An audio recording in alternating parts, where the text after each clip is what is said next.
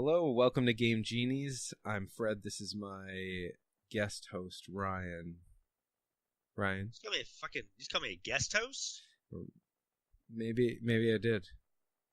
Wouldn't it be co-host? I feel like I'm on every fucking episode, unless you tell me something new now. This is Fred with my co-host, Ryan. We're here to talk about video games, so let's jump right in.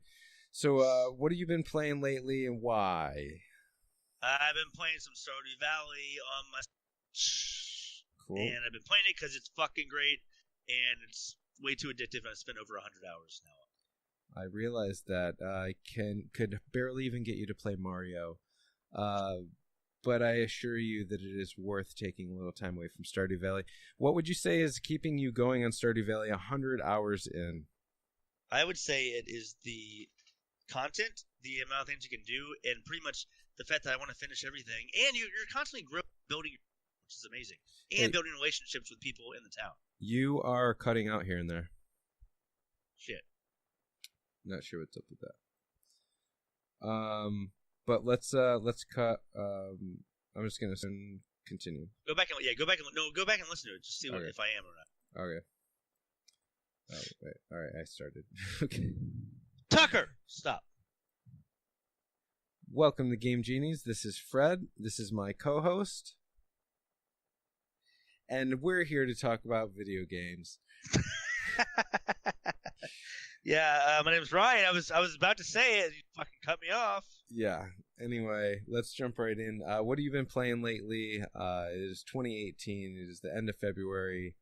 How far have you made it through the pile of amazing releases that we've had the pleasure of seeing this year and last year? There was two games that came out actually at the same date this year already. They're both great games, which is Monster Hunter World and Dragon Ball.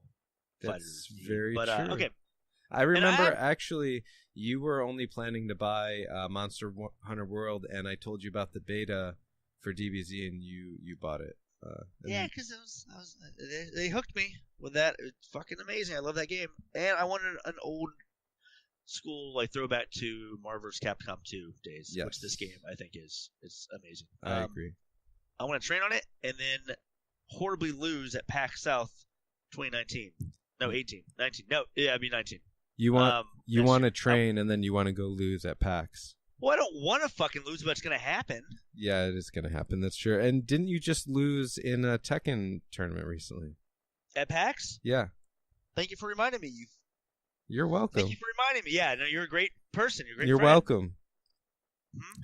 You're welcome. And I would actually, if I owned Tekken 7, which I don't because... I don't know. Explain the reasons why you don't own it. I've played a lot of Tekken in my life, and Tekken Tag Tournament, the first one, was probably the last one that I really dedicated some time to.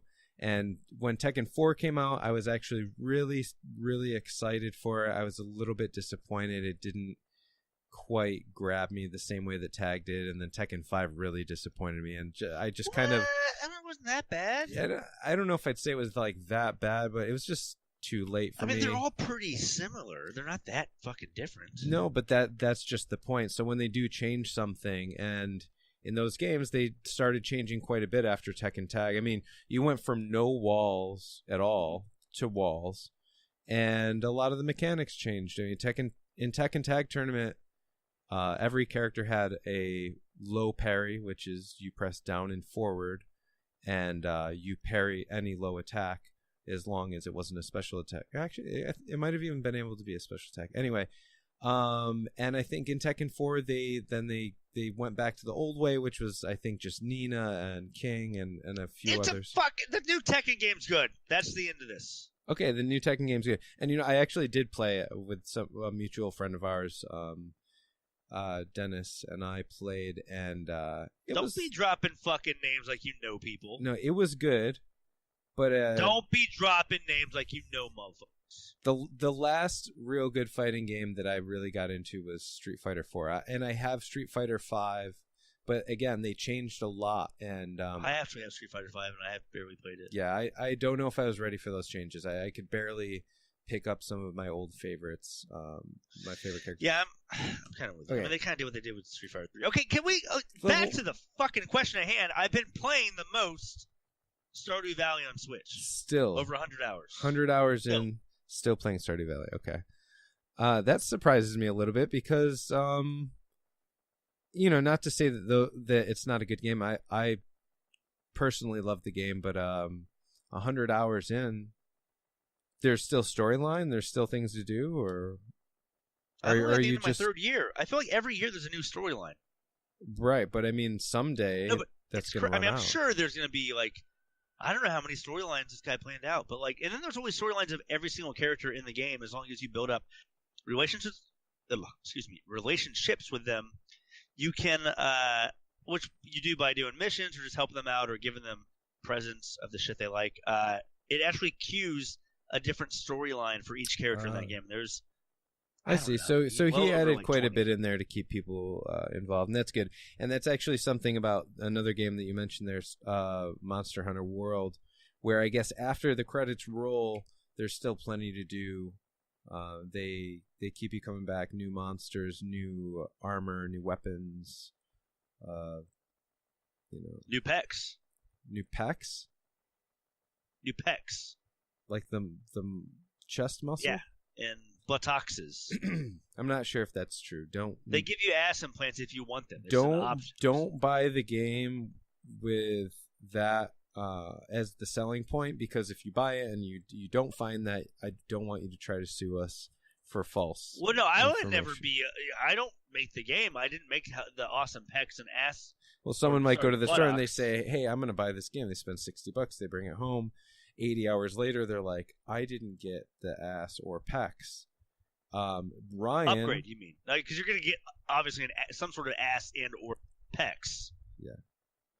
Anyways, just saying, life's all about pecs. Okay, maybe it is. Maybe I'm not saying. But you don't have to buy the game just for fucking that. Apparently, Fred's afraid of getting sued. Me, I'm like, I don't. No, I kind of do. I don't want to get sued, but. Okay. So, games as a service, that's kind of what I'm getting a little bit from Monster Hunter. They've been doing these promotional things.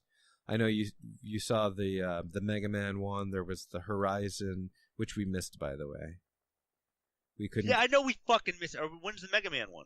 The Mega Man one's coming up, or I don't think it's active right now. The Street Fighter one's active right now. So basically, if you beat a couple of specific missions, you get Ryu armor, quote unquote armor. I mean, you basically look exactly like Ryu from Street Fighter 5. Do you really? Yeah, and there's a Hadouken and a Shoryuken that you can. What the fuck? Why are we not getting this? I just said I don't give a fuck about it. But you're telling me this. I'm like, why are we not fucking doing this? Right. Well, and then there's a Mega Man one where you're or what do they call it? Plexico? Palico. Little cat. Yeah, you get a little Palico. I named mine Bing Bing. You named yours Bing Bing. I named mine Arrow. Bing Bing's a better name. Bing Bing is a better name. Yeah. So then your little Palico there, your little cat buddy, looks like a pixely Mega Man. He was pixely? Yeah, he's. Are you fucking kidding me with these awesome things they're doing? What are they gonna have next? A fucking Resident Evil zombie Palico one? I mean, it's 3D, but he's like square and blocky. I fucking want this Palico. I also want to look like Ryu from Street Fighter. Yeah, you can be Ryu running around. Shurikens. Yeah. This is insane. And why have we not been doing this? Because every time I say, "Do you want to play Monster Hunter?" I don't hear from you for 2 days. But what if I ask you to play Monster Hunter? I feel like it's the same thing. As long as tomato. As long as I'm not at work, but that's not here. Me too. Or no, I'm sorry, I have fucking lives. Sometimes, we gotta take care of your pups. That's what I'm saying. So we got to get back on that. But you've been finding time for Stardew Valley. You play that. I like how we keep going back to Stardew like it fucking matters at this point. Yeah, it's a good game. It's a great game. I'm trying to have relations of the sexual kind. Yeah, and also let's get into some stuff in 2018. Actually, I think this is a good time. Oh, so you don't want to talk about the sexual relations I'm having in my my video game. No, we'll leave that for another episode. Maybe we can have a special episode just dedicated just to your sexual relations. Cock sucking. When it started out. It's fine. Sorry, go ahead. So, a recent game that I played is Celeste. This is something that I sent you a message excitedly, I think, about 2 weeks ago saying, hey, this random game came out. It's getting... Actually, I'm sorry, real quick. I do have the text we pulled up. You said, OMG, OMG, exclamation mark, exclamation mark. I just literally accidentally sharded my jeans, but I was in the process of picking up this great game, Celeste, so you could I'm have typing left that, from the restroom at the moment. You could have left that first part out. You could I'm just saying you bought the game and you said you were really excited. Right, but at the beginning, you could have left that first part out because that part was personal. Oh, no, I get it now. I shouldn't have said that. Okay, listen, we'll do it. One time only, I forgive you. It's fine. We'll move on. Just don't do that again.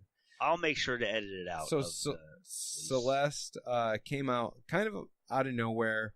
Wasn't a game people were talking about. I don't know if that's because it was an indie publisher and they just didn't do a lot of marketing or what happened with that. But it came out. Some really big sites gave it some really high ratings. The Metacritic score is 93, which is just below Mario Odyssey and Zelda Breath of the Wild for the Switch. So it's basically the next best thing to there. It's similar to... It's literally the next fappening. It's similar to Super Meat Boy. If you've ever played that, have you ever played Super Meat Boy? I've never played Super Meat Boy, but I would love to Super Meat your boy. Great. Which boy? Boy, I mean, not gonna. Don't worry about it. No, Okay. you don't have any sons, do you? No, I don't. Good. Please tell them but that. You know, because if they thought you had sons, it would change that little. Yeah, rant. let's clear that up. Ryan knows I don't have any sons. That wasn't. Thank you. But you don't know that you don't have any sons. I'm pretty sure that I don't have any sons. Pretty sure. Either way, let's talk about Celeste. Celeste. What makes you like?